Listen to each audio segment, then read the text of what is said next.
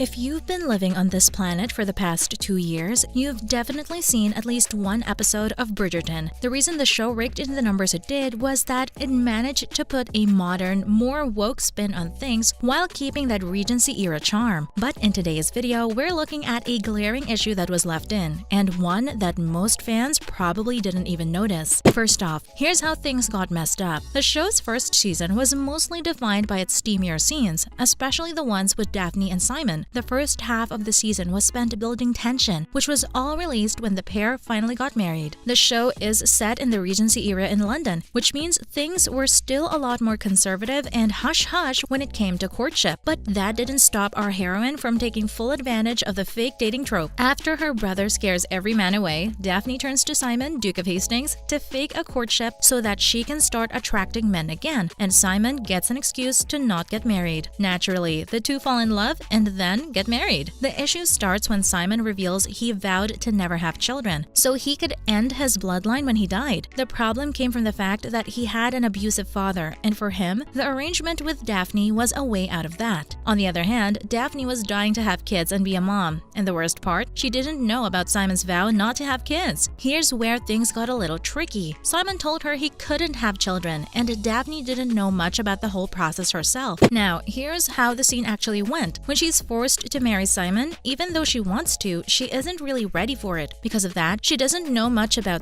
and her mom doesn't tell her much either. But then again, who really wants the talk from their mom? Simon knows that Daphne doesn't know anything, so he deals with contraception in his own way and doesn't ever let things get to a point where she could actually get pregnant. Soon enough, his wife realizes that something's shady about it all and takes things into her own hands. Next time things get steamy, she takes control and makes sure the deed is done. Even though Simon realizes what's happening and starts freaking out, he cries out for her to stop, but it's already too late. Once it's over, he lies there in shock, trying to figure out what happened. Already sounds messed up, right? Before we move on to just how wrong it is, we have to mention that the version in the book by Julia Quinn is even worse. The Duke and Daphne actually wakes her husband up in the middle of the night and takes advantage of him while he's barely awake and super drunk. Next, what does this actually mean? From the get-go, we can see that the show's writers, including Chris Van Dusen, did change up the scene from the book to the show, maybe in an attempt to make it more sensitive and less triggering. But the fact is that even if they changed certain details, the scene is still clearly assault. In the moment, Simon didn't consent to anything, and his rights to both and being a father were taken away just because Daphne wanted to have kids. Many fans have said that he lied to her about not being able to have kids and the reason why he didn't want any, but even if he lied, it doesn't justify non-consensual sex. For a show that prides itself on being so woke and modern, the scene was definitely very wrong. And it gets even worse. For the rest of the show, the scene isn't actually treated as assault, even though it clearly is. Forget Daphne facing any actual consequences for it. It's barely mentioned again, and everything goes on as if things are okay. Even though the book was published over 2 decades ago, people already had issues with the scene when they read it. As the years went on, fewer fans forgave Daphne for what she did, and as people got a better idea of what consent actually was, they realized how badly she'd messed up. This also kills the whole point of Daphne and Simon's relationship. It was built on the fact that they were the only ones who could understand and trust each other, and this drove it into the mud. Coming up, there's actually some good that came out of it. The scene is a clear display of non-consensual assault, and while it's completely unacceptable, some good ended up coming out of it. Because the show had the whole world in such a chokehold, the scene is actually being used at the front of a consent awareness campaign in Australia.